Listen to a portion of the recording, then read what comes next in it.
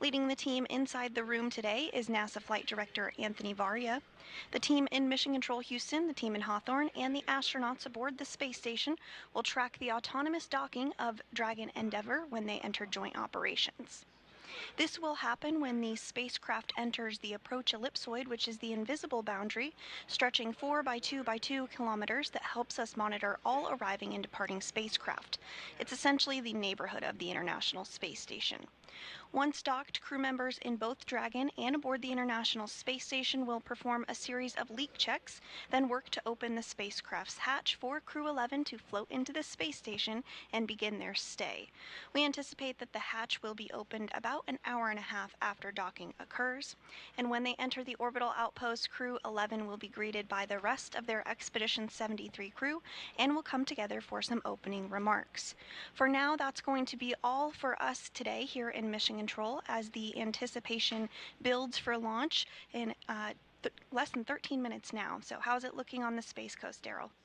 Well, Sandra, we wish it was looking better. We've just had a downgrade in the weather forecast from 60% go to only 40% go. The launch weather officer informing us that conditions are ripe, and we have even seen the development of cumulus clouds in the area, some that could trigger lightning if a rocket went through them. So this is a very high watch item at this moment, Nick. Yeah, they're watching it to everybody is focused on crew safety at this point, making sure that we make the right call. But there's a chance, and I'll stay positive. And you've been positive. I appreciate that about you. You've done that throughout the broadcast.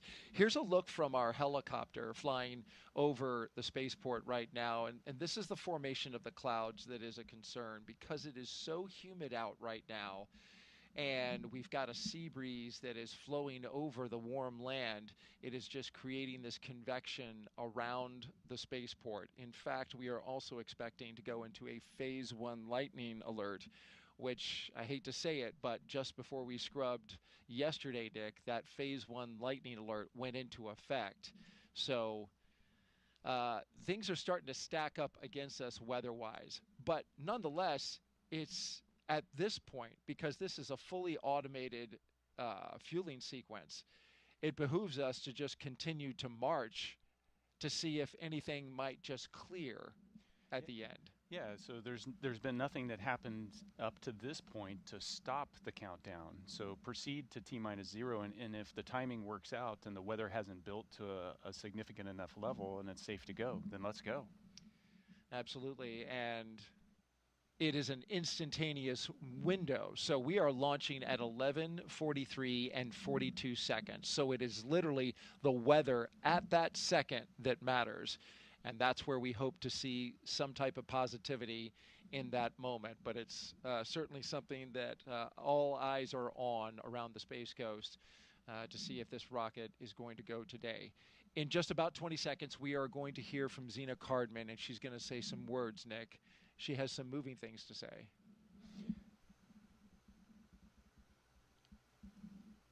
Yeah, Zena is an amazing person, and watching her, along with Stephanie. Dragon SpaceX confirmed crew displays are configured for launch. You can. SpaceX Dragon displays are configured for launch. To our family, friends, all who support us at SpaceX, NASA, JAXA, Roscosmos, thank you. Spasiba, arigato gozaimasu. For this freedom to explore, resilience to endure, may grace fly alongside this endeavor. Crew-11, from all of us on the ground, we've enjoyed working with you in preparation for your mission. We look forward to continuing to do so in flight. Good luck. Enjoy the ride.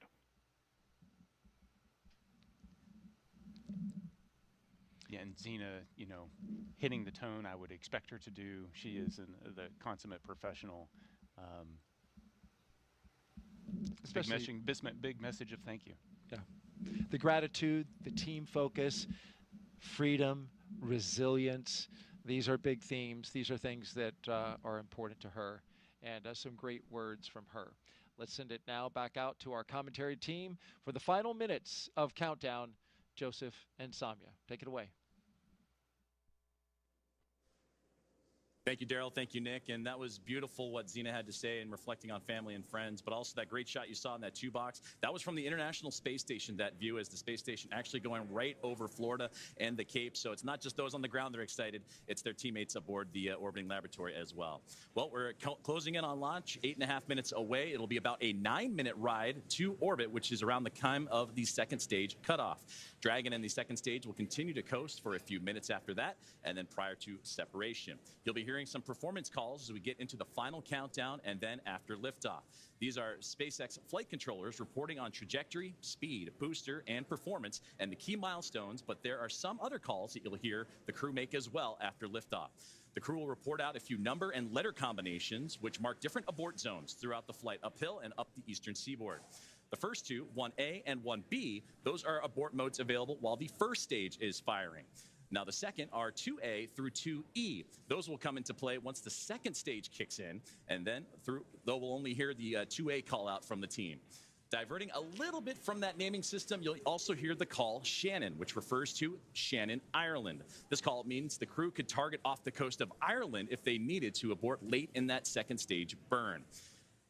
You'll hear these different calls throughout the flight uphill, along with key performance callouts from the guidance, navigation, and control officers, and also the propulsion lead. So we're closing in on T-minus now 7 minutes, and we continue to keep an eye on the weather.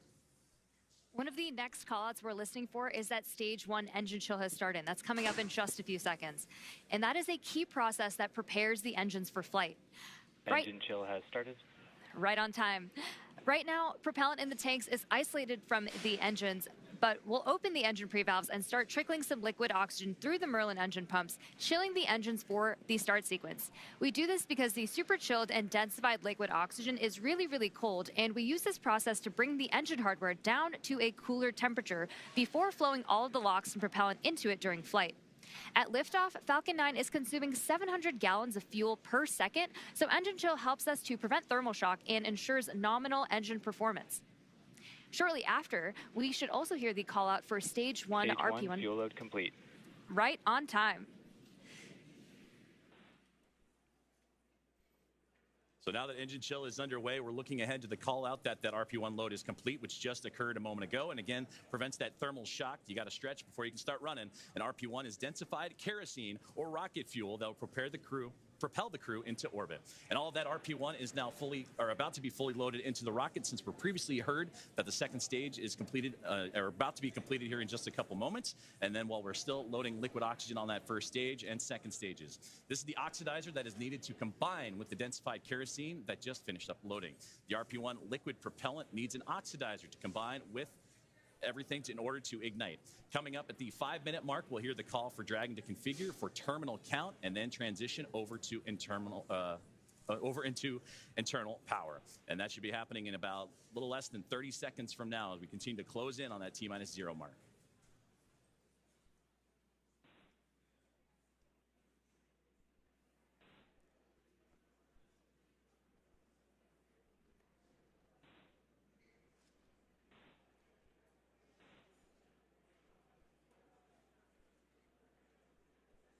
So next up in the countdown, the transporter erector, or TE, will begin to retract from Falcon 9. That is the large truss structure you see there standing next to the rocket. It's hinged at the base and connected to the launch mount beneath the first stage. First, the clamps around the second stage will begin to Falcon open. 9 tanks are pressing for Strongback retract. And we're hearing good callouts. Dragon is in, configure for terminal count. And we're continuing to hear great callouts over the nets. Then the TE will begin to pivot back, slowly swinging away from the rocket, and it will reach full recline in just about a minute. Strongback retract has started. And we are just beginning that Strongback retraction process. It's called the Strongback. It's also called the TE, or transport erector. Same structure, different name. The TE does a lot more than just lean. It rolls Falcon 9 out to the pad, raises it vertical, and stays connected through the final seconds. It provides fuel, power, telemetry, and command connections between ground systems and the rocket. Those clamps at the top help stabilize the second stage during fueling, and they also help prevent movement in high winds. And once they open, which you can see on your screen, they are slowly pulling away. And once they open fully, the rocket is fully free at the top.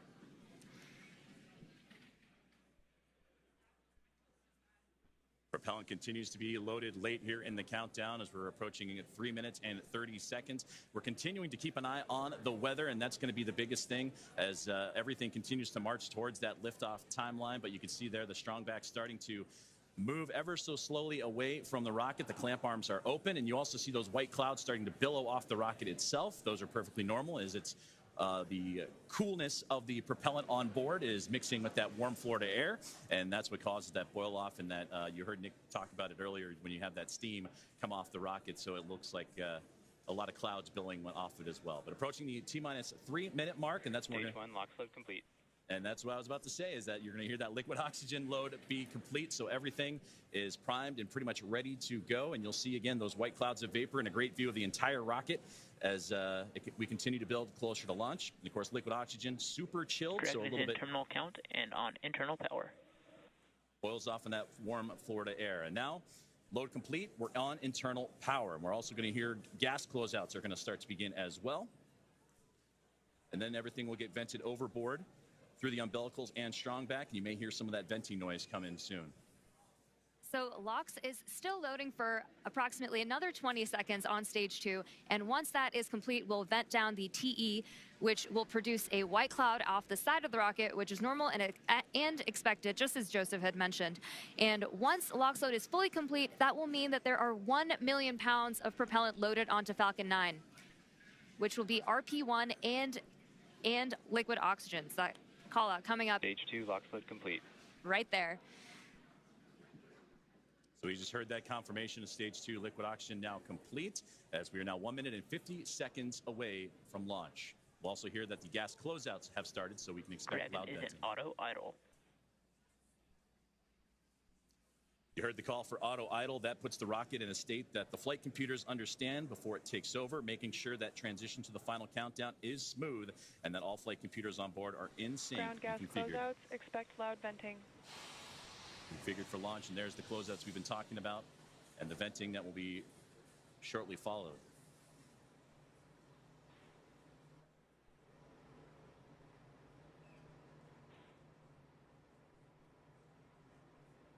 One minute and 10 seconds to liftoff of NASA SpaceX Crew-11.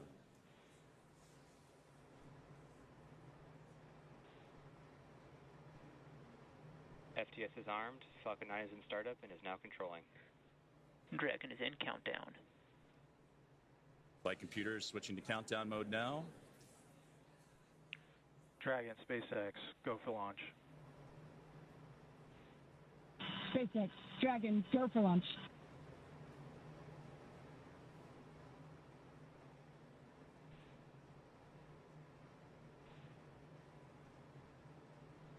Seconds.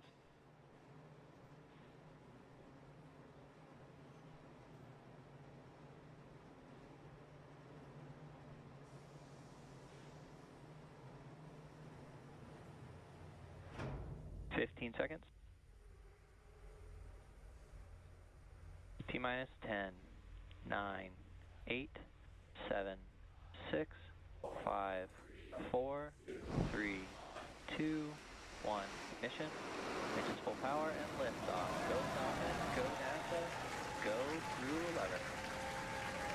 Together we rise as NASA's SpaceX Crew-11 heads up to the International Space Station. Vehicle is pitching downrange. 1.7 million pounds Stage of 1 thrust. propulsion is nominal. Propelling Falcon 9 as the vehicle pitching downrange and making its way up the East Coast, and will soon join Expedition 73 aboard the orbiting laboratory. So far, getting good callouts on that first stage performance. We are now T plus 35 seconds into the Crew-11 mission on board Dragon and Falcon 9. The Falcon 9 engines Stage 1 throttle down. are throttling down to help Power and telemetry are nominal. pass through the period of max Q, or maximum aerodynamic pressure on the vehicle during ascent. Max Q. We just had max Q right there. Falcon 9 is supersonic.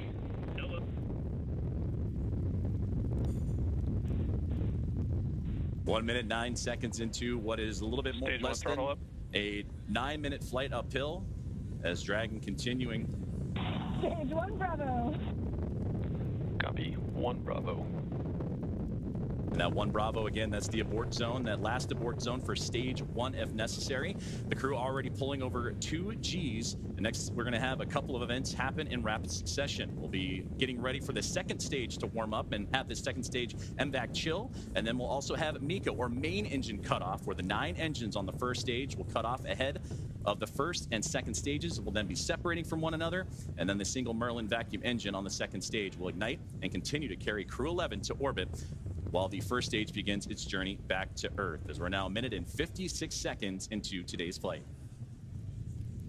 The 9 Merlin engines are starting to throttle down and are standing by for MECA, or main engine cutoff. MVAC chill has started. And we just heard that call out for MVAC chill. And coming up in under like 20 seconds, we have 5 events happening back to back. MECA, Stage 1 throttle down. stage separation, stage 1 flip, SES1, and the start of boost back burn. It's going to be pretty quick, so keep a close eye on the action and the mission event Main engine cutoff. tracker at the bottom of your screen. Main engine cutoff. Stage 2 Alpha. Stage separation Copy. 2 confirmed. Alpha. MVAC ignition.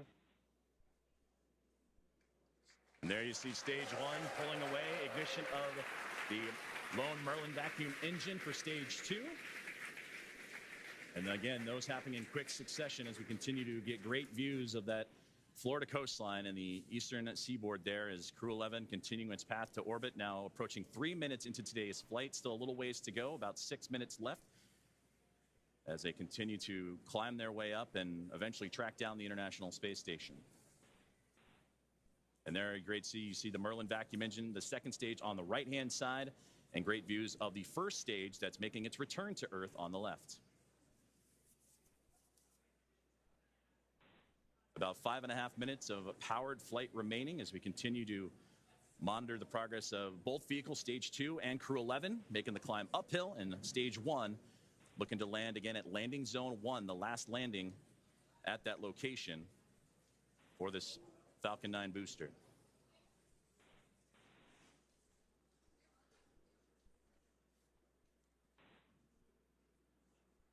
Dragon, SpaceX, nominal trajectory. Dragon copy. We're continuing to hear great call outs over the nets that both Dragon and Falcon are right on track to orbit. So the first stage booster is now on its way to landing zone 1, and we just saw those grid fins open up on the left-hand side of your screen. The first stage has a couple events ahead of its landing. Stage 1 will start its entry burn, which will be the second of 3 burns to return the booster a few miles from its launch site at landing zone 1. During this entry burn, Falcon 9 will use its engines to pump the brakes to slow the vehicle down before it reaches the denser parts of the Earth's atmosphere. And if you didn't know, Falcon 9 has a complex heat shield that is designed to protect the engines and the vehicle from all that combined thermal and aerodynamic loading during max entry Q, which is the moment of max stress on the vehicle during entry. And that will be followed by a landing burn. And this burn will last for about... Dragon, SpaceX, nominal trajectory. Continuing to hear good Dragon call-outs. copy. Great performance calls continue as we're now 5 minutes into today's flight. Still about 8.5 to go, a little bit more than that as the second stage continuing to perform nominally on the right-hand side. 2,400 meters per second. Crew-11 cruising into the upper echelons of the Earth's atmosphere while we continue to monitor the second stage on that left-hand side. And we'll also get continued guidance and navigation call-outs from the control officers here in SpaceX. Dragon is pointed in the right direction and continuing its flight. And again, that second stage going to continue firing until close to that 9-minute mark into flight, and accelerating Dragon to more than 17,000 miles per hour and placing the crew in orbit. And you'll hear good orbital insertion would be that call out. There's the single Merlin vacuum engine that can produce over 220,000 SpaceX, nominal trajectory. pounds of thrust on that nominal trajectory you're hearing Dragon right now. copy. And into the vacuum of space. Now approaching 6 minutes into today's flight, about 2 minutes and 40 plus seconds remaining. We are coming up on the entry burn, which is just under 30 seconds from now. And so you'll see the first stage's center Merlin engine reignite as it comes back down to Earth. And after that, we will be Stage approaching... 1 entry burn startup. And there's the beginning of entry burn right there. Again, this is the second of 3 burns to return the booster to landing zone 1. Burn shutdown. We just made it through entry burn. And you're getting some great views, too, on that Stage 1's return to the Florida coastline. Again, landing at landing zone 1. While on the right-hand side, the second stage. And that Merlin vacuum engine continuing to propel Crew-11. Dragon, SpaceX, nominal trajectory. Into orbit. And Dragon copies. And again, great. And now with about 2 minutes left of powered flight remaining, still receiving those great calls from the crew on the ground. And we're getting those relays from Crew-11 Commander Zena Cardin. Stage 1 transonic. We are now very quickly approaching the start of our landing burn, where 3 engines, engines 1, 5, and 9, will relight to help slow the vehicle down just before it touches down on landing zone 1. We should hopefully have some great tracking shots of that. Stage 1 landing burn. Stage 2 FTS has saved. Stage 1 landing leg deploy.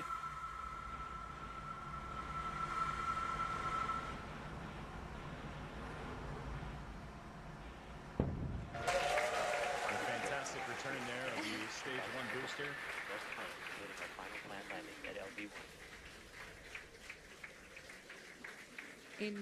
So a successful landing of the first stage booster as we continue to follow along with a little less now than 1 minute of powered flight of the second stage.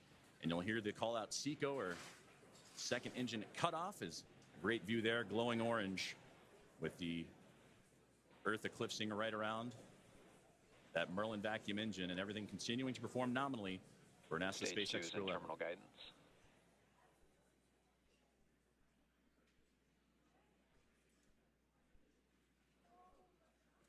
About 20 more seconds remaining of powered flight, and we'll get those call outs here shortly as everything continuing. Shannon. Copy, Shannon. And there's the great call out for Shannon we talked about earlier, that last abort zone if necessary, where they can land off the coast of Shannon, Ireland.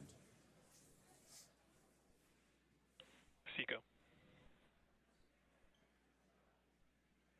There we just heard that good call out for SECO, or second engine cutoff. Coming up next will be stage separation. Dragon, SpaceX, nominal orbit insertion. And that's the great call you want to hear. Copies. Launch escape system disarmed. A good look inside the trunk there as you're looking for that separation, but you wanted to hear that nominal orbital insertion as Crew-11 now has reached microgravity.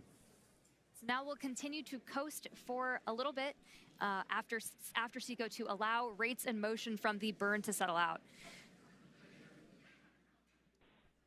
Right now we have a great view on our screen of the Dragon heat shield, actually, which is made up of similar materials.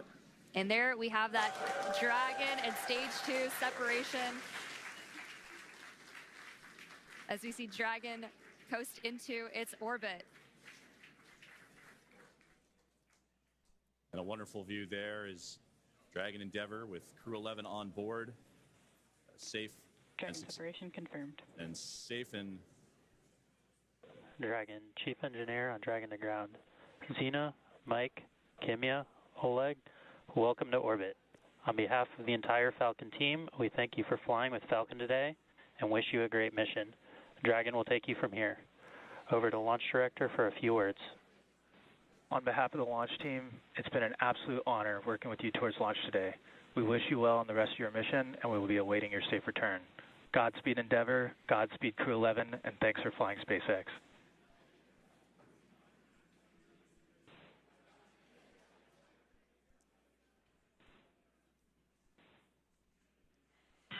SpaceX, Dragon, I have no emotion but joy right now. That was absolutely transcendent. Ride of a lifetime. Thank you. This has been an incredible honor. And it's my privilege now to pass us along to Mike with some additional words. Boy, it's great to be back in orbit again. Thank you to SpaceX and NASA to get us here. What a ride. And Zena and Oleg, let me be the second to welcome you to your first orbit around beautiful planet Earth. Kimya-san, okayeri nasai, welcome back. And to the ISS Expedition 73 team, the crew on board and our friends in MCC, we're on our way. Over to you, Kimya-san. Okay, thank you very much for everything. スパシバワンボイショーへありがとうございます。日本の皆さん、私も、10年ぶりに宇宙に帰ってきました。ISS でしっかりと任務を果たして一等星のように輝いて、日本の素晴らしいところを世界中の人に知っていただきたいと思います。ありがとうございます。Я передаю Олег-сан, пожалуйста. Спасибо, Kimya-san. Thank you very much. Arigato gozaimasu. And спасибо всем.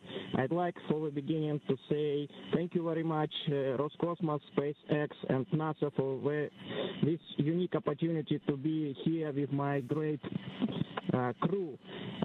Дорогие друзья, находясь на космическом корабле и облетая нашу родную планету, я испытываю неописуемое счастье и восторг. Хочу выразить слова благодарности всей нашей стране, Соединенным Штатам Америки и России за эту уникальную возможность, а также Роскосмосу.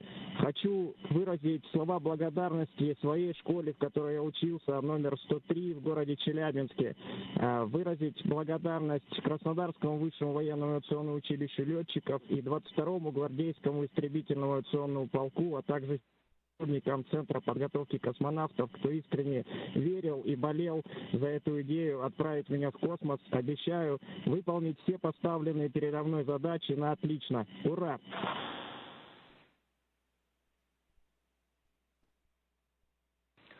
Crew-11, we copy all of your words. We are very excited for you to have reached orbit, and we will now proceed with getting you to the International Space Station.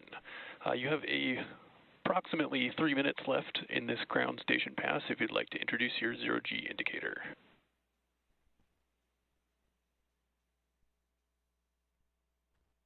Copy all, Tremaine. Thank you so much. We'll get out our 5th crew member here in just a moment. This 0G indicator honors a shared memory with our lead trainer, Paul Weiss.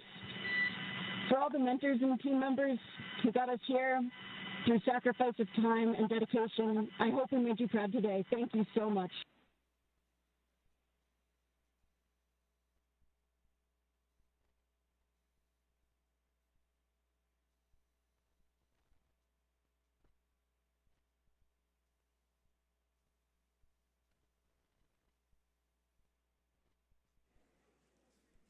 Some great words there from all 4 members of Crew-11 and the astronauts and cosmonauts, all that cadre. They're well on their way to the final destination, which they have about a 16-hour ride to do so, and the phasing to ultimately the International Space Station, where they will turn that group into a full group of 11. So only fitting for Crew-11. To summarize where we are with vehicle activation, we've had nominal dehumidifier activation and service section Draco checkouts. We're currently opening the nose cone. We have just gotten confirmation that nose cone copies all, and we'll be ready for visors open with ECOS activation complete. We just had great comms that nose cone deploy is underway. The 6 hooks that hold the nose cone in place during the launch and ascent portions have to retract, and then the nose cone will be able to start to swing open and deploy. This uncovers a number of critical systems for the flight up to the space station, including the forward bulkhead thrusters and the docking hatch. And that call from the core here in Hawthorne indicating that we had good checkouts of the 12 Draco thrusters around the service section. 4 to go after we get the nose cone open and the ECLIS, the environmental control and life support system, activated inside Dragon. Soon the crew will be able to get their visors open and get out of their suits and settle in for their ride to the space station. And we'll continue to get those call outs and hear about the nose cone again. Right now, currently opening. The hooks have been opening, and they were doing so during the great words from the crew. So we'll continue to monitor and waiting as the nose cone is deploying at the moment. And we'll wait for that final confirmation that it is open. And Crew-11 can continue its journey on as we await those last few moments here as nose cone deployment currently underway. And a great view of Dragon as it went up the eastern seaboard, and we had a view for a moment there as, again, passing over ground stations And that's what provides us the great views that you've been seeing throughout today's broadcast inside the Dragon spacecraft. And there's a great look at that single Merlin vacuum engine that helped propel Crew-11 into orbit. And a great view of looking outward across the arch of the Earth. Despite all of the weather issues we were having on ground leading up to launch, we seem to be having some really clear, amazing views in space today. And now 16.5 minutes into flight, you're right. It was threading the needle, but they were able to get up and about above the clouds. And even watching that ascent for stage one was wonderful to see them bypass those clouds that we were talking about a lot today. But again, as we await for further views inside the Dragon spacecraft and from their pursuit, Crew-11 to the International Space Station, we're now standing by for nose cone deploy as the team on the ground in Hawthorne, California, right there inside SpaceX Mission Control, actively monitoring all of those systems. You mentioned the Eclipse system inside, and once everything checks the appropriate boxes, then Crew-11 can doff or get out of their spacesuits, those new IVA suit for Mike Fink and company. And then from there, it's going to be about a 16-hour ride to the International Space Station, and that's where they will link up with the orbiting laboratory and the 7 current residents on there. Crew-10 is currently on board, as well as Soyuz MS-27 with NASA astronaut Johnny Kim, and they'll bring that 7 to a team of 11, hopefully in the early morning hours coming up tomorrow. So we continue to stand by, approaching 18 minutes into today's flight. We are just waiting confirmation that the nose cone is fully deployed, but all hooks are open. We should be hearing that confirmation hopefully within the next minute or so. And hopefully we'll also have great views of that nose cone deploy. And that's a great view on the right-hand side of the International Space Station Flight Control Room in Houston, Texas, at NASA's Johnson Space Center, where we got updates throughout the day today from Sandra Jones as the International Space Station monitoring today's flight and the ascent of NASA SpaceX Crew-11. And they pulled goal earlier on as they are ready to receive Dragon.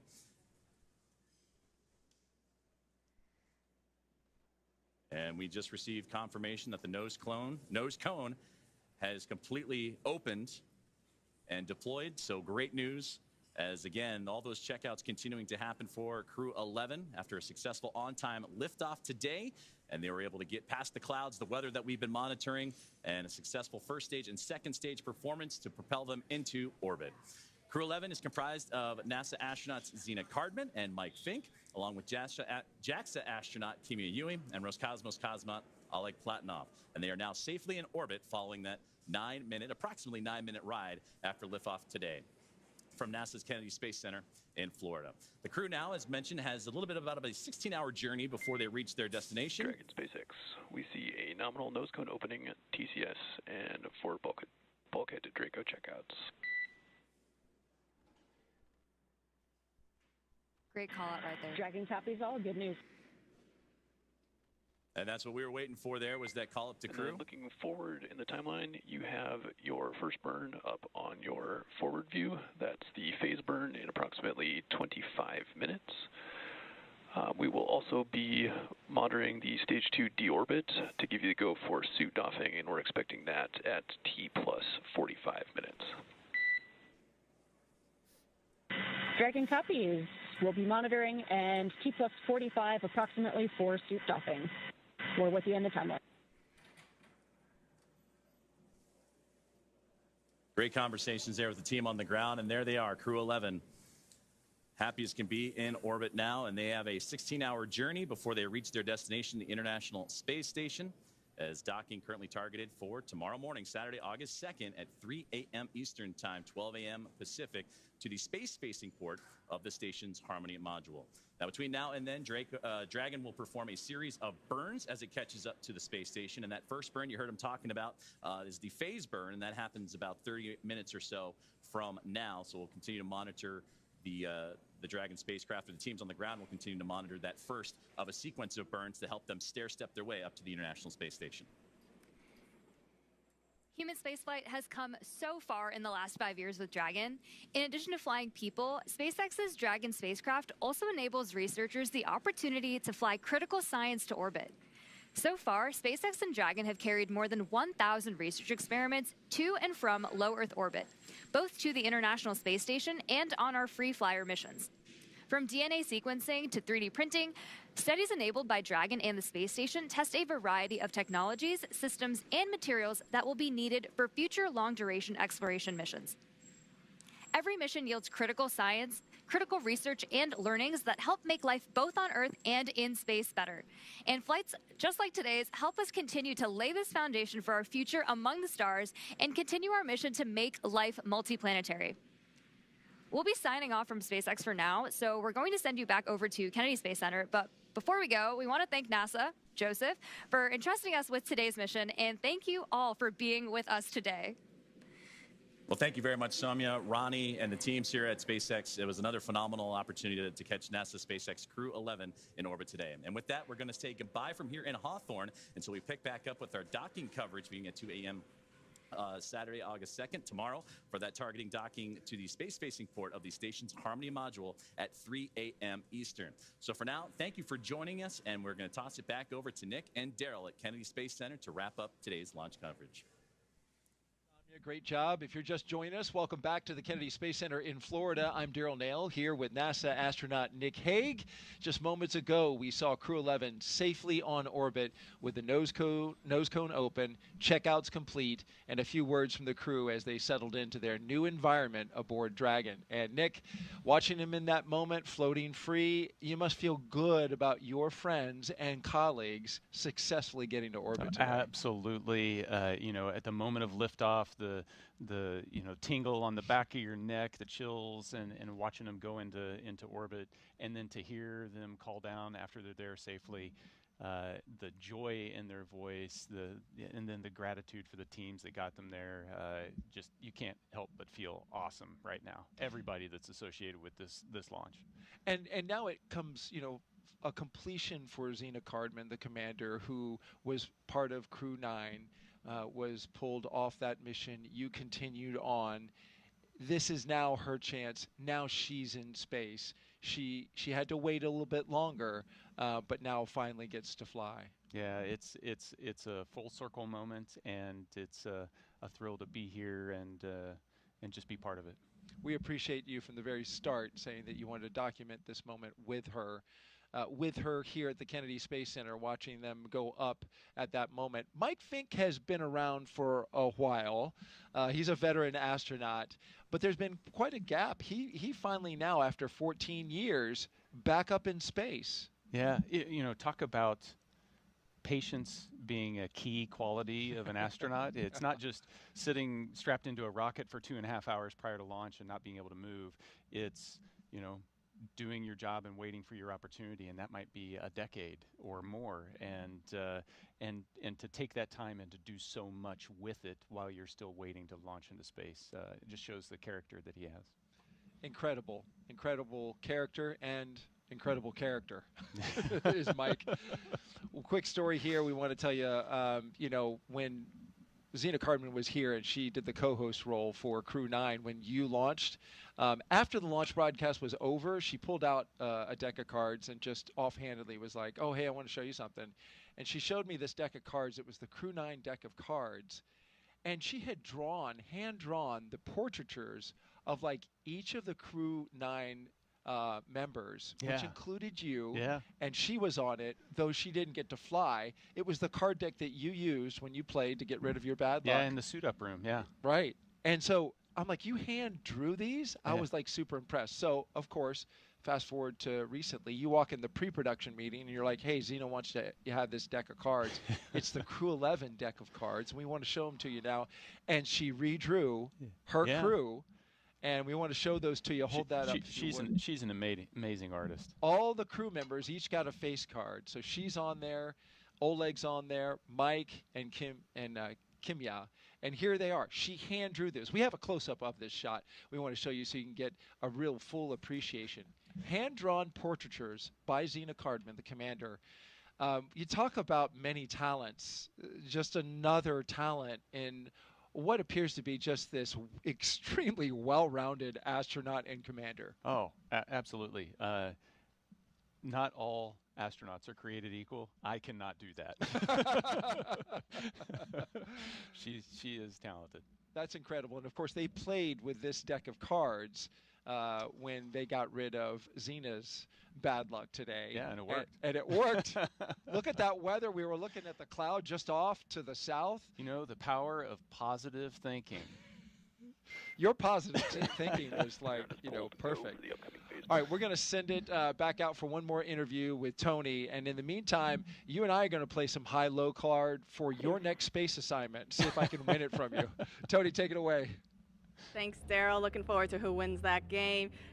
Joining me is now Stephen Chan with the Commercial Crew program. Stephen, what an amazing launch and landing of Falcon's first stage. How you feeling? That was amazing, Tony. To watch the Crew-11 Dragon flying up on the Falcon 9, it's incredible, to see that. On a personal note, Mike Fink is a dear friend of the family, and it warms my heart to see him to go back to space station to work and live there. I am the external liaison for the Commercial Crew program, so it's my job to make sure that our external partners are coordinated and informed to support our missions, and those partners include Coast Guard, FAA, Air Force, Space Force, and other DoD partners. Today, the Coast Guard is out there making sure the waterway is safe, and FAA is clearing the waterway. So it is. I get to see how much work it goes behind the scenes to make sure our missions are successful, and I am looking forward to have the Crew-11 get on orbit and then come back safely with Crew-10.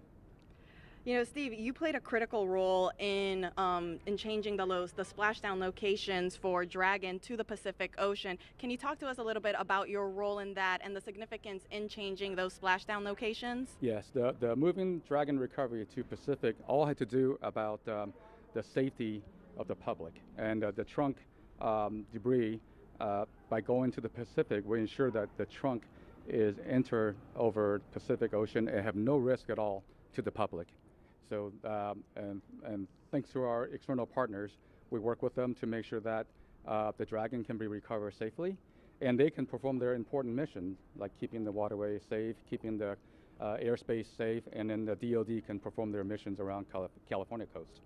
Speaking about all of those external partners that you have to work with, it took a huge effort to get this underway. Can you tell us a little bit more about how that worked? Yes, so for our West Coast partners, the Dragon landing in the Pacific is a new challenge for them. And they have, as I mentioned earlier, they have their other national priorities. So we are very thankful to our partners and their leadership who recognize that Dragon is also a very important national priority. So we're very thankful to our Coast Guard, Navy, other DoD partners and FAA that help us make that happen, and I'm looking forward to work with them to bring Crew-10 home safely.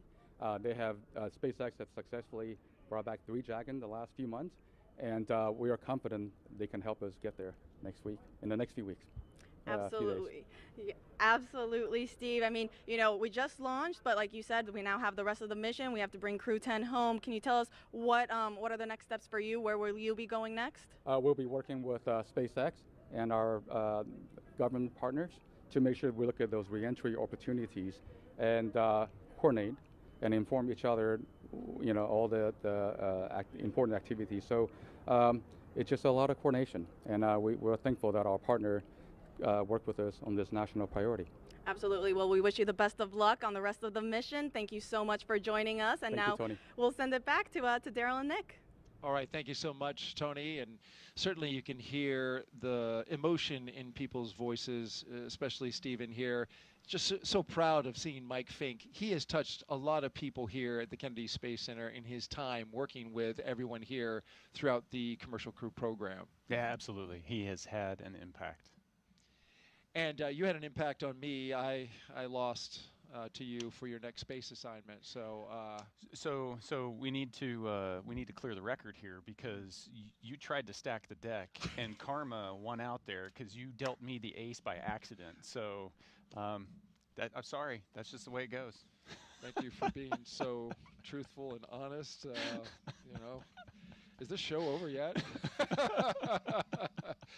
No, you know what? We're excited for you, Nick. We can't wait to see what you do next as well. You've brought so much experience and insight and knowledge to the show.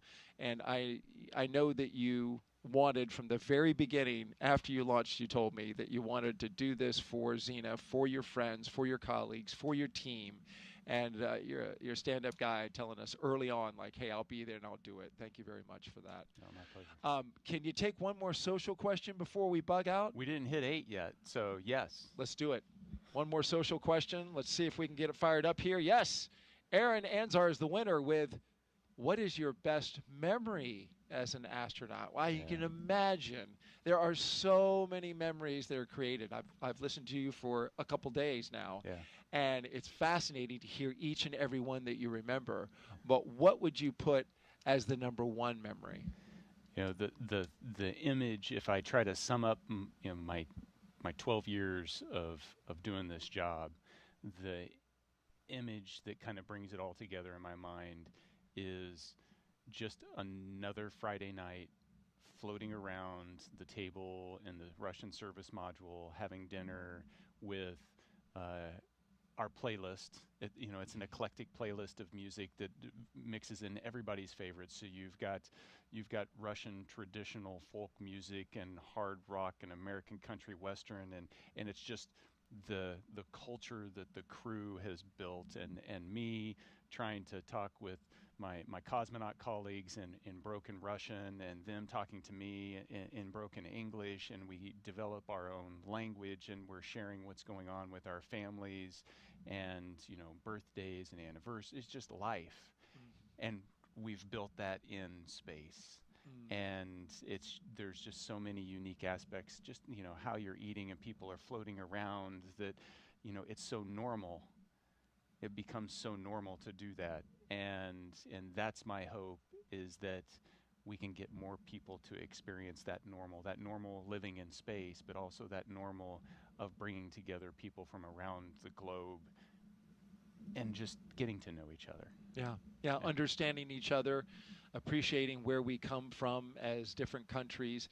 What strikes me about that is a memory that you chose is you went on EVAs. You went outside the spacecraft, outside and saw the entire planet underneath your feet, but you pick a very human moment as the memory, a bonding moment among your crew that stands out as the number one. I'm sure there's a ton of great memories, but it was the human one at the end of the day. I mean, you can spend all day in the cupola staring at the Earth, and it's an amazing view.